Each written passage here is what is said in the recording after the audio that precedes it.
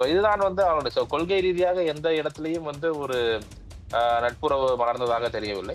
இது நிச்சயமாக ஒரு தேர்தலுக்கான கூட்டணி. அதுதான் இன்னைக்கு இல்லாவிட்டாலும் என்னைக்கா இருந்தாலும் அண்ணாமலை அந்த பதவி மாற்றப்பட்டிருப்பார். ஸோ இந்த டிடிவி, சசிகலா, ஓபிஎஸ் இவர்கள் அந்த ஃபேக்டர் ரொம்ப முக்கியமான ஃபேக்டர். இன்னைக்கு சொல்லுவாங்க ஆமா கூட இருக்கும் வெளியில இருந்து ஆதரவு அப்படின்ட்டு. ஸோ அதை ஏற்றுக்கொள்ள அந்த அளவு ஒரு சாணக்கியத்தனம் கருணாநிதிக்கு இருந்த மாதிரி இப்பொழுது யாருக்கும் இருப்பதாக தெரியவில்லை. டிஎம்கேயோட பார்த்த கொஞ்சம் கூட பிசுறு தட்டாம போயிட்டு இருக்காரு. ஸோ எந்த இடத்தில் அவர் மாற்று இல்ல இந்த நீட் ரகசியத்தை இவர் நானும் வச்சிருக்கேன் அப்படின்னு சொன்னார்.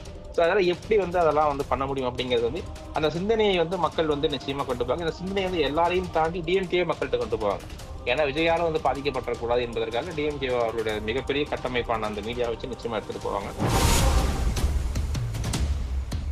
விஜயோட பர்சன்டேஜ் 6 to 7 நம்ம சொல்லியிருந்தோம்ல முன்னாடி. அந்த 6 to 7 பாத்தீங்கன்னா அதுலயே நாத்தக்கா ஓட்டு இருக்கும். அன்பு நேயர்களுக்கு வணக்கம். நம்முடன் இன்று இணைந்திருப்பவர் அரசியல் விமர்சகர் திரு வின்ஸ்டன் ராஜ் அவர்கள். வின்ஸ்டன் வணக்கம், உங்களை வரவேற்பதில் பெருமிதம் அடைகிறோம். வணக்கம் வின்ஸ்டன். அதிமுக பாஜக கூட்டணி பாஜகவுக்கு நிறைய பிரச்சனைகளை ஏற்படுத்தும்னு நீங்க முன்னாடியே சொல்லிருக்கீங்க. ஆனா நீங்க விரும்பியோ விரும்பாமலோ அதிமுகவும் பாஜகவும் கூட்டணிக்கு ஓகே பண்ணிட்டாங்க. இதை நீங்க எப்படி பாக்குறீங்க? இது 2026ல எந்த விதமான மாற்றத்தை தமிழகத்துல ஏற்படுத்தும்? கடந்த முறை நம்ம பேசும்போது பேசினதுதான். இது இரண்டு கண்ணோட்டமாக பார்க்க வேண்டும். பாஜகவின் தனிப்பட்ட வளர்ச்சி கண்டிப்பா இந்த இடத்துல இன்னும் சிறிது காலம் தாமதிக்கப்பட்டுள்ளது. ஏன்னா நம்ம பேசுறது இன்றைய அரசியல் சூழ்நிலை வச்சு பேசுறோம். தெரியாது நாளைக்கு ஒரு மேஜிக் நடக்கலாம், மாற்றம் நிகழலாம், என்ன நடக்கலாம். பட் இன்னைக்கு வச்சு பாத்தீங்கன்னா தாமதிக்கப்பட்டுள்ளது. பட் அதை தாண்டி 2026ல ஒரு பொதுவான ஒரு ஆசை இல்ல எல்லாருக்கும் இருக்கும் அப்படின்னா அது நிச்சயமா திமுகவை பதவியிலிருந்து இறக்குவது. அந்த ஒரு நோக்கத்திற்காக அமைக்கப்பட்ட கூட்டணி தான் இது. அதுல எந்த ஒரு மாற்று கருத்தும் கிடையாது. அதை தாண்டி கொள்கை ரீதியாகவோ கருத்து ரீதியாகவோ எல்லாமே இப்ப நமக்கு தெரியும். ஜஸ்ட் ஒரு 2 வாரங்களுக்கு முன்பு ராஜ்யசபாவில் வக்ஃபு சட்டத்துக்கு எதிராக தான் அதிமுக வாக்களித்தது. இதுதான் அவருடைய கொள்கை ரீதியாக எந்த இடத்திலையும் ஒரு நட்புறவு மலர்ந்ததாக தெரியவில்லை. இது நிச்சயமாக ஒரு தேர்தலுக்கான கூட்டணி. பட் அதான் இந்த 2026 இந்த ஷார்ட் விஷன், நம்ம ஷார்ட் டைம் கோல், லாங் டைம் கோல் அப்படின்னு 2 தேவை. ஸோ மேபி பாஜகவின் தலைமை இந்த முறை ஷார்ட் டைம் கோலை நோக்கி போறாங்க. ஏன்னா முதல்ல திமுகவை இறக்குவது காலத்தின் கட்டாயம் அப்படிங்கிற ஒரு கருதி இந்த ஒரு முடிவு எடுத்திருக்கிறார்கள். இது பாஜக நிச்சயமான ஒரு சலசலப்பை ஏன்னா பாஜக நமக்கு தெரியும், தமிழகத்தை பொறுத்தவரை பாஜகவை டீஸ் பண்ணாதவங்க கலாய்க்காதவங்களே கிடையாது. நோட்டாவிற்கு குறைவான கட்சி அப்படி இப்படி சொல்லுவாங்க. அப்படி இருந்த ஒரு கட்சியை இந்த தமிழகம் முழுவதும் ஒவ்வொரு கிராமத்திலும் சரி கட்சிக்குன்னு ஒரு அடையாளத்தை உருவாக்கியவர் Annamalai. So he was having a very big fan following. தமிழ்நாட்டுல நம்ம அரசியல்ல ஒரு விஷயத்தை புரிஞ்சுக்கணும். கொள்கை ரீதியாக ஒரு ஊறி போய் இல்ல இப்ப நார்த்ல போயிட்டீங்கன்னா 1000 இருந்தாலும் சில அவங்க நல்லதோ கெட்டதோ அவங்க ஒரு பிரின்சிபலா ஒரு விஷயத்துல இருப்பாங்க. அது மாதிரி எல்லாம் கிடையாது. தமிழ்நாட்டை பொறுத்தவரை ஒரு ஹீரோ வர்ஷிப். ஓகே, கலைஞரை பிடித்தது, எம்ஜிஆரை பிடித்தது, ஜெயலலிதாவை பிடித்தது, அது மாதிரிதான். ஸோ அந்த ஒரு ஹீரோ வர்ஷிப் அதுதான் தமிழக அரசியல். ஸோ அப்படிப்பட்ட ஒரு மாபெரும் தலைவர் பாஜகவுக்கு தேவை. அது இந்த காட்ஸ் கிஃப்டா தான் அண்ணாமலை அவர்கள் இருந்தார். ஸோ இப்பயும் நான் என்ன நினைக்கிறேன்னா இது கண்டிப்பாக இப்ப நானும் நீங்களும் பேசுறோம், இதை பேசுறோம் அப்படின்னா நிச்சயமாக பாஜக தலைமை அமித்ஷா அவர்களோ பாரத பிரதமர் அவர்களோ இதை பற்றி பேசாமல் இருந்திருக்க மாட்டார்கள். எவ்ரிதிங் அதையெல்லாம் தாண்டிதான் நிச்சயமாக அவர் இந்த முடிவை எடுத்திருக்கிறார்கள். நான் இன்னைக்கு ஒரு சின்ன போஸ்டர் பாஜக தமிழ்நாடு அபிஷியல் ட்விட்டர் ரிலீஸ் பண்ணியிருந்தாங்க. ஸோ அதுல பாத்துக்கோங்கன்னா மேல வழக்கம் போல அவங்களோட புரோட்டோகால் லீடர்ஸ் எல்லாம் போட்டுட்டு நயினார் அவர்களுடைய போட்டோவை போட்டுட்டு பக்கத்துல இந்த பாஜக தாமரைக்கு பக்கத்தில் அண்ணாமலை அவர்களுடைய புகைப்படத்தும் ஒரு தனித்துவமா தான் போட்டிருந்தாங்க. They know the importance of that man. அதை நிச்சயமாக பண்ணுவாங்க. நிச்சயமா அவர் அண்ணாமலை அவர்களை விரும்பி அவருடைய அதிரடி அரசியலை புரிந்து இந்த கட்சியில் சேர்ந்தவர்களுக்கு எந்த ஒரு ஏமாற்றத்தையும் தராமல் அவருக்கான முக்கியத்துவத்தை பாஜக கண்டிப்பா கொடுக்கும். அந்த சேஞ்ச் ஏன்னா நீங்க பாத்துக்கோங்க, ஏன்னா டிசம்பர் எப்பயுமே எல்லாருமே கணிச்சதுதான். நம்மளே படத்துல டிசம்பர் ஜனவரி ஆயிரும், 26 ஜனவரியில தான் தெரியுமா ஆனா வந்து அமித்ஷா அவர்கள் வந்து கிட்டத்தட்ட இந்த பினான்சியல் இயர் ஏப்ரல் ஸ்டார்ட் பண்ண உடனே வந்து ஒரு ஓகே. கம்பெனியோட புரோட்டோகால் டார்கெட் மாதிரி வந்து ஒரு கூட்டணி வந்து செட் பண்ணிட்டு போயிட்டாருன்னா அந்த கூலிங் பீரியட் வந்து தராங்க.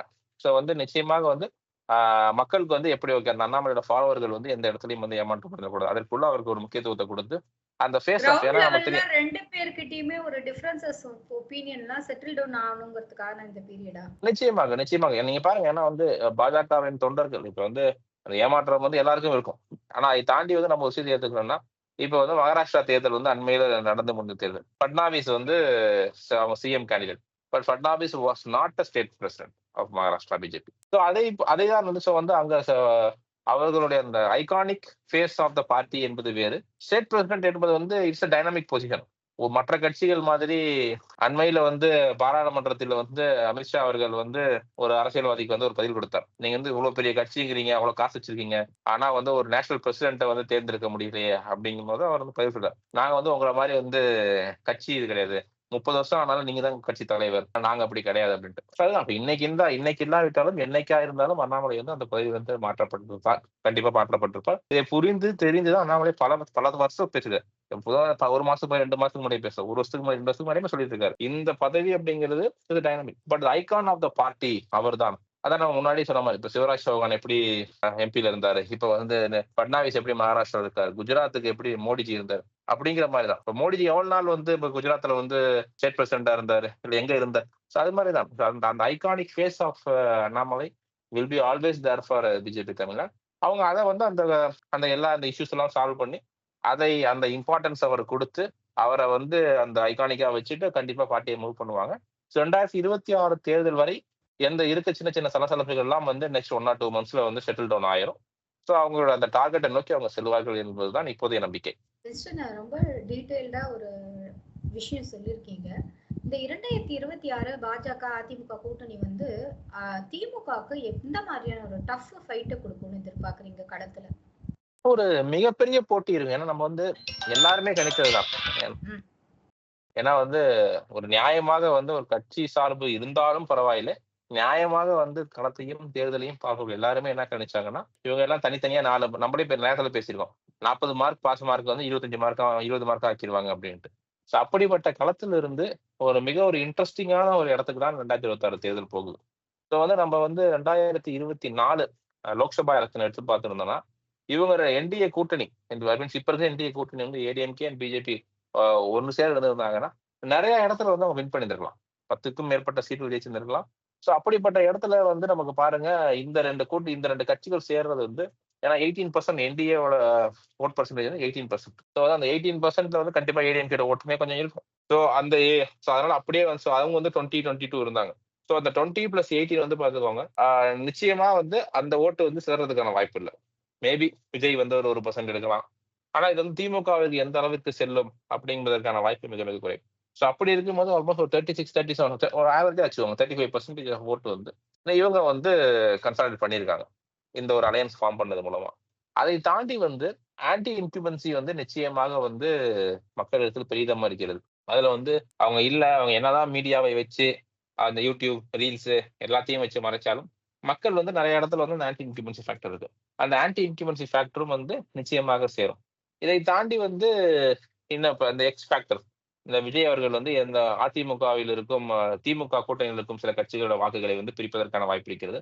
அதை தாண்டி இன்னொரு கணிப்பு என்ன சொல்றாங்கன்னா மைனாரிட்டி ஓட்ஸை வந்து விஜய் அவர்கள் பிரிப்பார் என்று சொல்லப்படுகிறது. மைனாரிட்டி ஓட்ஸ் இப்ப யாருக்கு போகும் அப்படின்னா நிச்சயமாக அது என்டிஏக்கான ஓட்டு கிடையாது. அது நிச்சயமா கண்டிப்பா வந்து இந்தி கூட்டணிக்கான அதாவது திமுக தலைமையிலான கூட்டணிக்கான ஓட்டு தான். சோ அதை வந்து விஜய் அவர்கள் பிரிப்பார் என்றால் சோ அந்த ஒரு டிஃபரன்ஸ் வந்து plays a major role. So களம் வந்து மிகப்பெரிய ஒரு கடும் போட்டியை தான் சந்திக்க போகிறது என்பதுதான் வந்து உண்மை. 2016 எலெக்ஷன் ரிசல்ட் மாதிரி வருவதற்கான வாய்ப்பு இருக்கிறது. ஆல்மோஸ்ட் வந்து ஒரு 100 ஒரு 150 அந்த 130 120 அது மாதிரியான ஒரு நெக் டு நெக் ஆன ஒரு ஃபைட்டா தான் இருக்கும். இப்பொழுது என்னதான் எல்லாரும் சொன்னாலும் சரி, அதாவது திமுகவாக இருந்தாலும் சரி, அதிமுகவாக இருந்தாலும் சரி, கூட்டணி ஆட்சிக்கு தரமாட்டோம் அப்படி இப்படின்னு சொன்னாலுமே வரப்போற நம்பர்ஸ் வந்து நிச்சயமா கூட்டணி ஆட்சிக்கு தான் வழிவகுக்கும். அது எந்த கட்சி கூட்டணி ஆட்சி அமைச்சாலும் சரி, திமுக இருந்தாலும் சரி, அதிமுக இருந்தாலும் சரி. ஏன்னா அந்த நம்பர்ஸ் வந்து நிச்சயமா ஒரு சிங்கிள் பார்ட்டி மெஜாரிட்டி வருவதற்கான வாய்ப்பு வந்து மிக மிக குறைவு. நம்ம பாக்குறோம் ஆல்ரெடி வந்து டெல்டா போன்ற பகுதிகளில் அதிமுக தன்னுடைய வலிமையை கொஞ்சம் கொஞ்சமா குன்றி இருக்குன்னு சொல்லலாம். இழந்துடுச்சுன்னு சொல்ல முடியாது, வலிமை கொஞ்சம் குன்றி இருக்கு.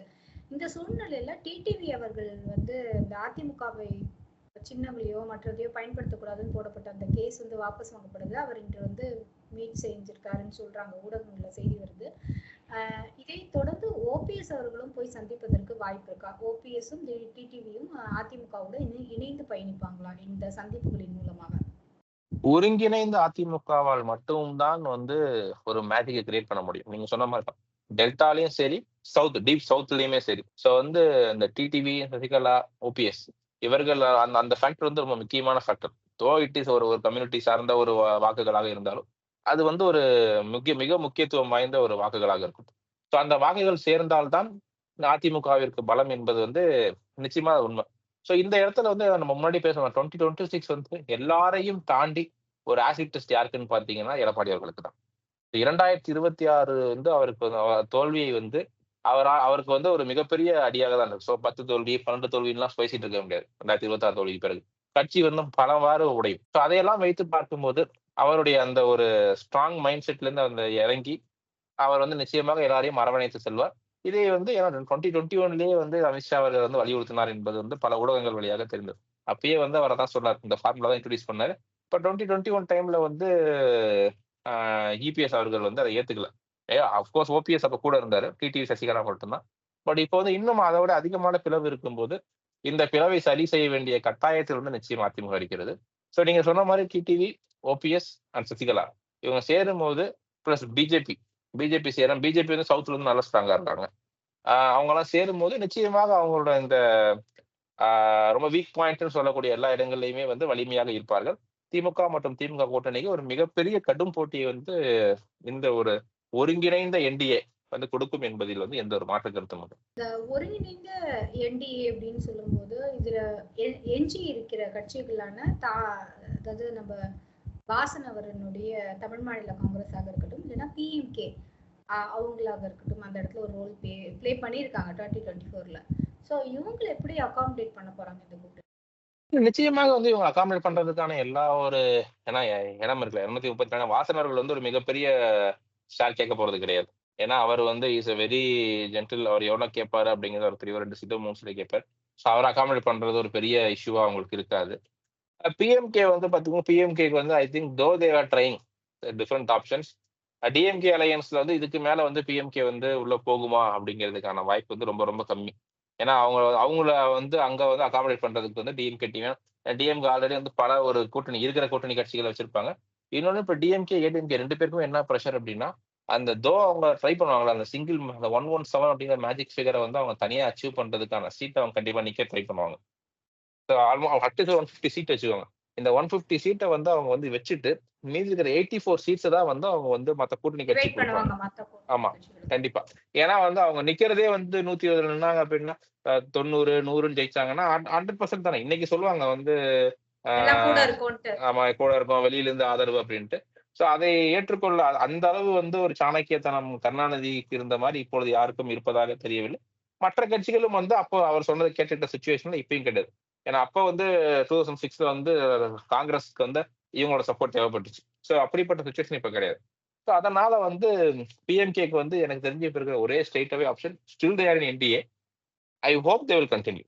ஸோ வந்து இருக்கும். அதை தாண்டி வந்து பல சின்ன கட்சிகள் இவங்கள நீங்க சொன்ன மாதிரி ஜி கே வாசனாக இருக்கட்டும், டாக்டர் கிருஷ்ணசுவாமியாக இருக்கட்டும், இந்த ஜான் பாண்டியனாக இருக்கட்டும், ஐஜேகே, பாரிவேந்தர், இவங்க மாதிரி பல கட்சிகள் வந்து சேரும்போது ஒவ்வொரு கான்ஸ்டியூஷன் வைஸ் அவங்களுக்கு வந்து ஒரு ஸ்ட்ரென்த் தானே. இப்ப டாக்டர் கிருஷ்ணசுவாமி அவர்கள் சேர்ந்தாருன்னா தென்காசியில் வந்து ஒரு ஸ்ட்ரென்த் இருக்கும்.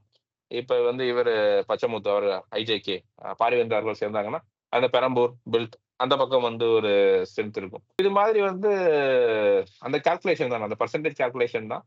இதை வந்து ஏன்னா அவங்களால வந்து இந்த பர்சன்டேஜ் வந்து ஐஜேகேவாலேயோ என்டிஏ மீன்ஸ் லோக்சபா எலெக்ஷன்ல வந்து பெரிய எல்லாம் பங்காற்ற முடியாத காரணம் வந்து அது வந்து ஒரு மிகப்பெரிய மக்களவை தேர்தல், ஒரு பெரிய பஞ்ச் ஆஃப் பீப்புள் வந்து ஓட்டு போட போறாங்க. ஆனா இது வந்து சட்டமன்ற தேர்தல் அப்படிங்கும்போது அந்த ஒரு சின்ன சின்ன கான்ஸ்டியூஷன் அவங்க வந்து ஃபேஸ் பண்ணாங்கன்னாவே போதும். இந்த சின்ன சின்ன கட்சிகளுடைய வலிமை மூலம் மிகப்பெரிய ஒரு வலுவான கூட்டணியை வந்து இந்த பக்கம் வந்து என்டிஏ தலைமையிலான கூட்டணி வந்து ஃபார்ம் பண்ணும். தொடர்ந்து பார்க்குறோம் டிஎம்கேவினுடைய அந்த ஓட்டை வந்து தாவேக்கா வந்து நிறைய பிரிப்பாங்க. நீங்க கூட பேசும்போது சொன்னீங்க மைனாரிட்டி ஓட்ஸ் அப்படிங்கிற ஒரு வார்த்தை. அப்ப நேச்சுரலா டிஎம்கேவோட ஓட் பெர்சன்டேஜ் வந்து டிக்ரீஸ் ஆக போகுது. ஆனா அந்த டிக்ரீஸ் ஆகிற அந்த ஓட் பெர்சன்டேஜ் இந்த அதிமுக தன்னோட பேசிக்கான அந்த 20+10 அது வந்து அந்த 10ங்கிறது இந்த பக்கம் அந்த பக்கம் போயிட்டு இருக்க பெர்சன்டேஜ். இந்த 20+10 வந்து அவங்க எடுத்துட முடியும்னு நினைக்கிறீங்களா?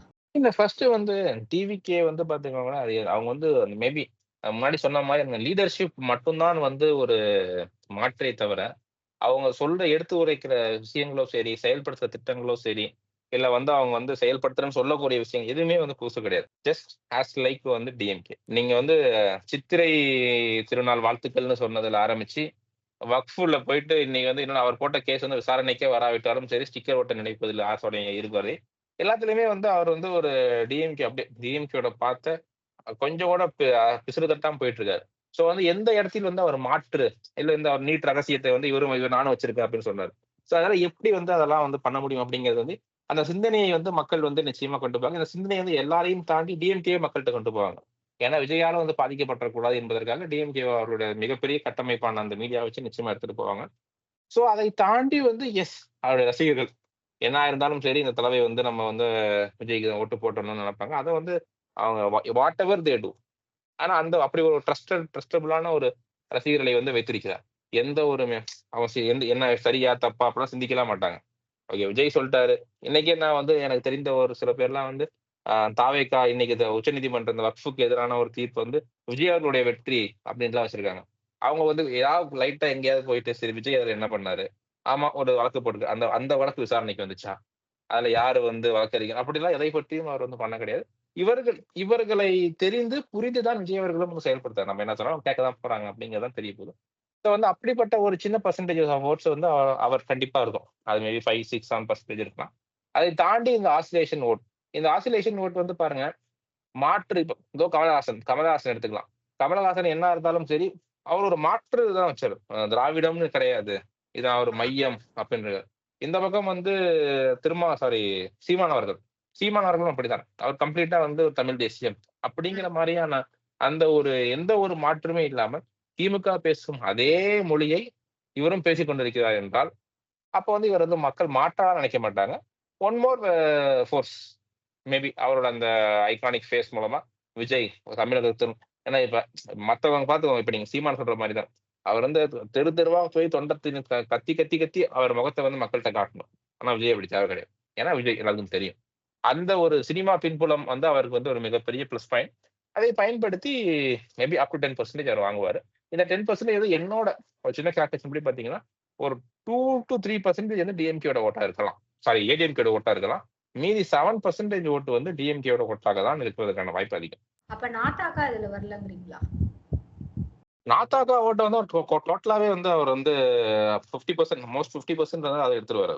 ஏன்னா அதுல வந்து நான் வந்து மேபி நான் டிஎம்கே, ஏடிஎம்கேயோட இந்த ஓட் பெர்சன்டேஜ் மட்டும் வச்சு நான் சொன்னேன். அதை தாண்டி வந்து ஒரு நாம் தமிழர் கட்சி அவரோட 8% ஓட்டு இன்னும் நாம் தமிழரோட ஓட் பெர்சன்டேஜ் வந்து பாத்தீங்கன்னா ஒரு ஆசிலேஷன் தான். ஏன்னா வந்து ஃபர்ஸ்ட் டைம் ஓட்டர்ஸ் வந்து அவரை பார்த்து போடுறாங்க பாத்தீங்களா? அப்போ வந்து அவரோட அந்த பேச்சு, அந்த ஒரு கம்யூனிச சித்தாந்தம் அது இதுன்ட்டு வந்து எல்லாரும் ஒண்ணு நான் மாடு மேய்க்க விடுவேன் அப்படி இப்படின்னு அந்த வந்து ஒரு சராசரியா மக்களுக்கு இருக்கும்ல. ஒரு ஒரு மத்தவங்க மேல ஒரு வாழ்ந்த மேல ஒரு வெறுப்பு. இதெல்லாத்தையும் வச்சு வந்து ஓகே நாம அப்படின்லாம் வச்சு அந்த ஒரு வாக்குகள வந்து கல்டிவேட் பண்ணிட்டு இருக்காரு. அவர்கள் அதே நேரத்துல அந்த காலேஜ் விட்டு, ஸ்கூல் விட்டு வந்து, அவங்க வந்து ரியல் சொசைட்டிய பார்க்கும்போது, அவர் பேசுறதெல்லாம் வந்து எந்த அளவு வந்து சாத்தியம், ரியல் டைமா எவ்வளவு சாத்தியம் அப்படின்னு புரிந்தவர்கள் வந்து அந்த கட்சியில இருந்து ஆட்டோமேட்டிக்கா விலகிருவாங்க. அதுதான் வந்து நடந்து கொண்டிருக்கு. ஏன்னா நீங்க இன்னொன்னு நாத்தாக்கா நீங்க பார்த்தீங்கன்னா, அவங்க வேட்பாளர்களே 2016ல வேட்பாளர்களா இருந்தவர்களே 2021ல அடிப்படை கட்சி உறுப்பினர்களா கூட இருக்க மாட்டாங்க அப்படின்ட்டு வந்து பல செய்திகள் நம்ம பார்த்திருக்கோம். சோ அதுதான் சார். நாத்தாக்கா வந்து அவங்க வந்து கண்டிப்பா அவரோட இன்னும் நீங்க சொன்னல அந்த விஜயோட பெர்சன்டேஜ் 6 to 7 நம்ம சொல்லியிருந்தோம்ல முன்னாடி. அந்த 6 to 7 வந்து பார்த்தீங்கன்னா, அதிலேயே நாத்தாக்கா ஓட்டு இருக்கும். ஏன்னா போன முறை நம்ம பார்த்தோம். மைக்கு சின்னம் இவர் ஏதோ பாட்டுல மைக்கு வந்துச்சு. சோ வந்து விஜய் ஃபேன்ஸ்லாம் நாங்க நாத்தாக்காக்கு தான் ஓட்டு போடுறோம். அப்படின்னு தான் போட்டாங்க. So it ends up like that. So வந்து அந்த விஜய் நாத்தாக்காவோட பாதி ஓட்டு வந்து விஜய் ரசிகர்கள் தான். ரொம்ப நன்றி மிஸ்டர். இத்துணை நேரமும் அழகாகவும் தெளிவாகவும் நிறைய விஷயங்களை எங்களுக்காக எடுத்து சொன்னீங்க. மீண்டும் இது போல் ஒரு சந்திப்பில் சந்திக்கலாம். நன்றி, வணக்கம். நன்றி.